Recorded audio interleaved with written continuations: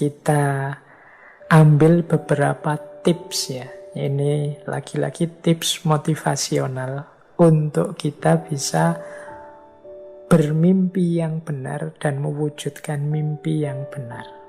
Jadi ini semacam rangkuman tadi dari berbagai uraian yang saya sampaikan di depan. Ini hal-hal konkret apa yang kita lakukan kemudian sehubungan dengan mimpi dalam rangka kita membentuk diri kita secara positif. Yang pertama, pasti dan tentu saja kita harus punya mimpi. Kita harus berani menentukan apa yang kita inginkan. Kita harus berani bermimpi besar. Kita harus punya target yang besar. Ini yang pertama ini. Kalau mimpi saja tidak berani, ya nanti tidak ada gunanya penjelasan ke belakang ini. Jadi mari menetapkan target tujuan untuk mewujudkan mimpi-mimpi. Mari kita mulai sekarang untuk menghindari distraksi-distraksi yang menjauhkan kita dari mimpi. Orang yang punya mimpi itu kan ibaratnya orang yang jelas target hidupnya. Berarti dia tahu nanti dia mau kemana, tujuannya apa. Nah, tahap selanjutnya yang pasti menghindar dari apapun yang membuat kita terdistraksi, membuat kita melenceng dari jalur mewujudkan tujuan tadi. Ini yang pertama. Jadi, ayo bermimpi, mari menetapkan tujuan, dan pelan-pelan mari menghindar dari apapun yang menjauhkan kita dari tujuan. Menghindari distraksi ini agak saya tekankan karena hari ini banyak sekali hal yang bisa mendistraksi kita. Khususnya karena aktivitas-aktivitas kita yang hari ini sebagian besar di dunia maya.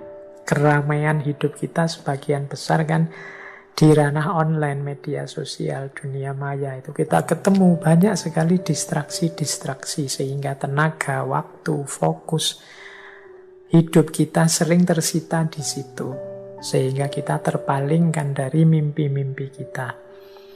Jadi yang pertama itu. Yang kedua, untuk mewujudkan mimpi-mimpi itu tentu saja harus kita punya rasa percaya diri.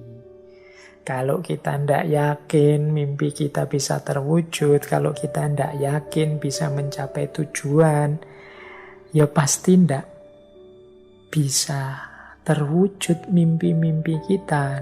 Tidak bisa sampai kita ke tujuan kita. Kita harus percaya bahwa kita mampu, kita bisa. Seperti di dulu waktu kita membahas bulan lalu, membahas self-love itu, ayo memanfaatkan antara lain self-talk yang positif. Jadi kita bicara dengan diri kita tapi secara positif. Mengapa begitu? Ini loh, jadi saya kemarin membaca itu.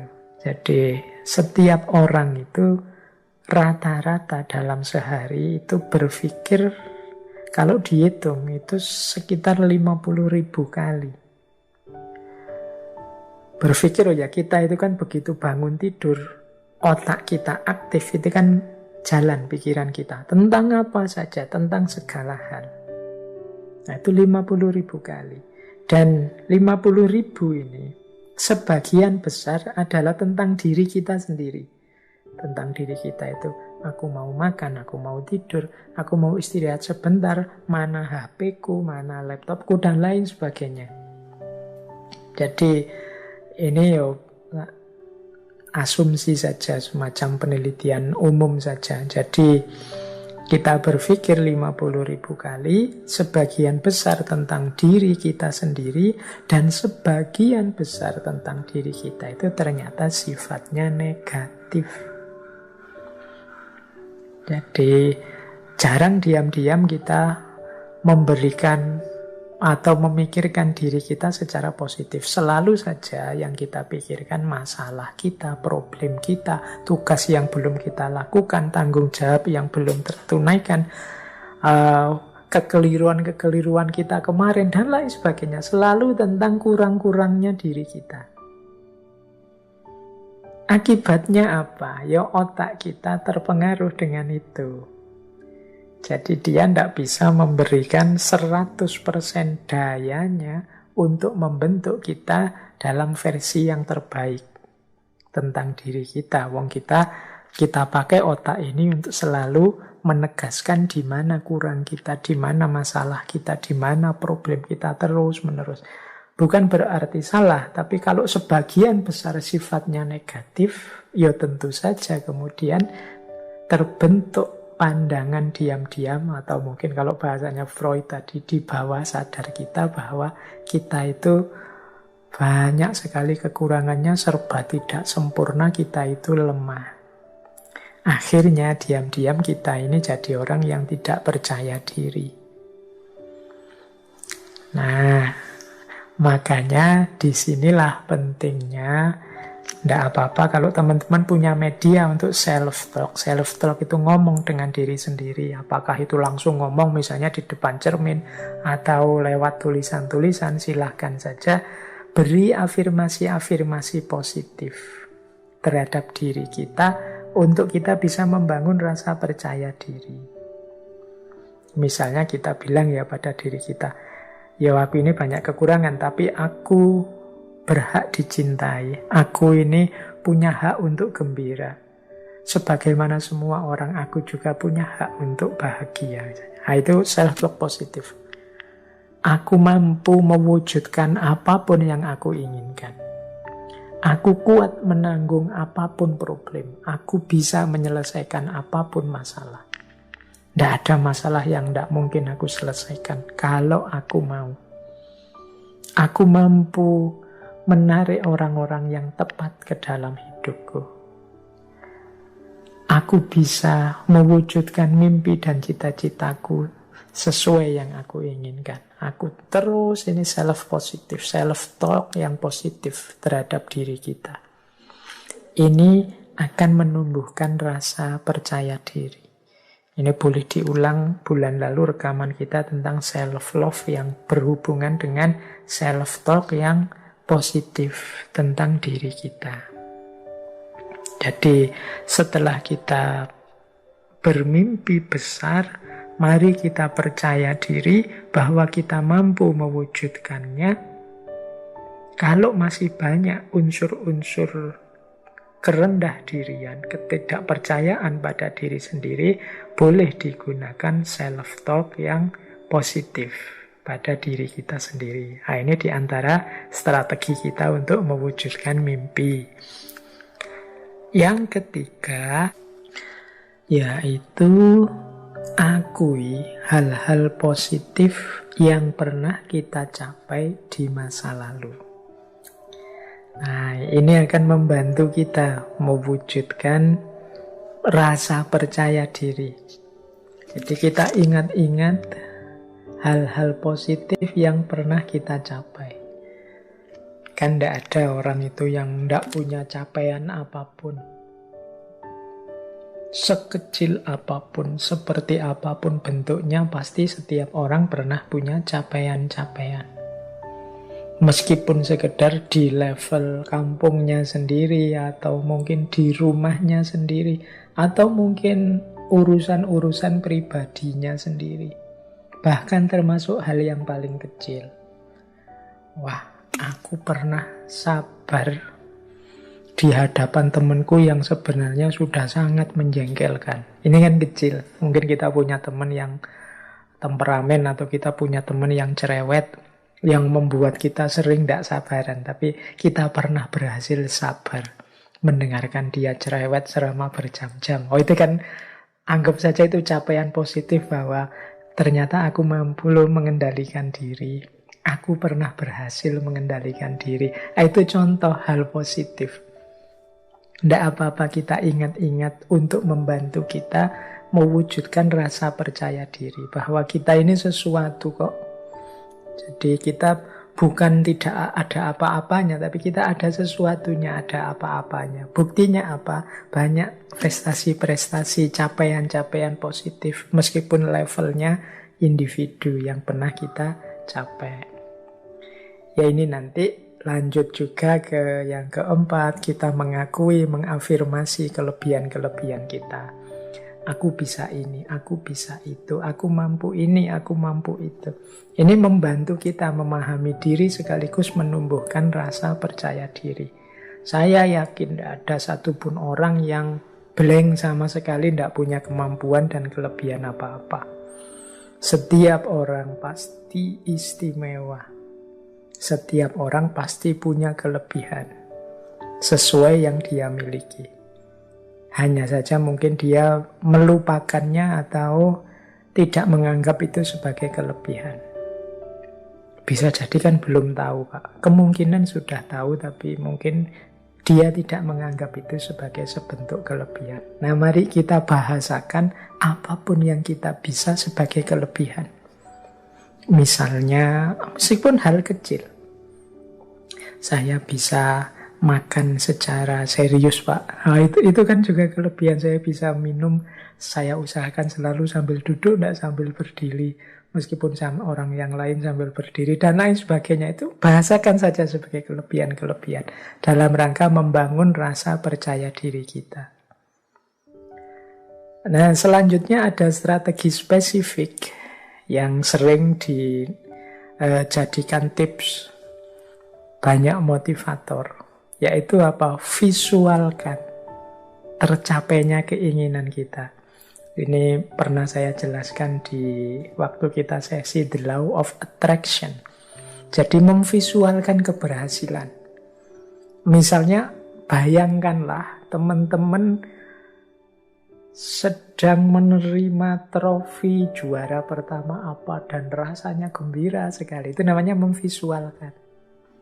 Bayangkanlah di atas pelaminan berdua dengan orang yang kita cintai dan saat itu kita betapa berbunga-bunga. Keluarga juga begitu gembira melihat kita merestui. Itu namanya memvisualkan dalam pikiran kita. Bayangkan betapa orang kemudian tepuk tangan mengagumi kita saat kita berhasil meraih ini dan lain sebagainya. Itu namanya memvisualkan, membayangkan. Nanti aku akan seperti ini. Bayangkan ketika kita sukses tadi ya, ada cita-cita jadi presiden. Wah, kita dilantik di depan MPR, ditonton orang se-Indonesia misalnya. Visualkan. Ini akan membantu kita menguatkan keinginan kita juga.